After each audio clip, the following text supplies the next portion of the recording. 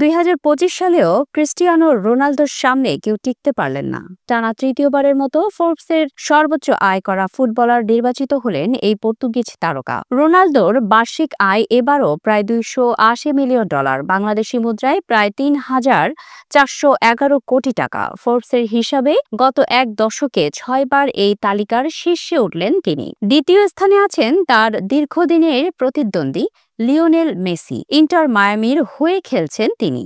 মাঠে ও মাঠের বাইরে মিলে তার আয় $130 মিলিয়ন। 2022 সালে একবার শীর্ষে উঠেছিলেন, তবে টানা 3 বছর ধরে রোনালদোর সঙ্গে সেই প্রতিযোগিতায় পিছিয়ে পড়ছেন আর্জেন্টিনাইন মহাতারকা।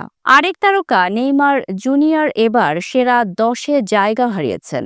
ইনজুরির কারণে পুরো মৌসুম মাঠের বাইরে কাটালেও গত বছর তিনি ছিলেন তৃতীয় স্থানে। তার অনুপস্থিতিতে তিনে উঠেছেন আল ইত্তিহাদের করিম বেনজেমা, আয় করেছেন $104 মিলিয়ন।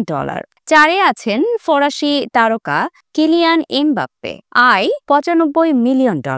এরপর ক্রমানুসারে Erling Haaland 80, Vinicius Junior 60, Mohamed Salah 55 ও সাদিও মানে $54 মিলিয়ন।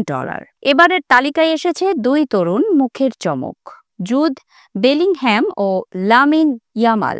বেলিংহ্যামের আয় $44 মিলিয়ন, আর মাত্র 17 বছরের ইয়ামাল আয় করেছেন $43 মিলিয়ন।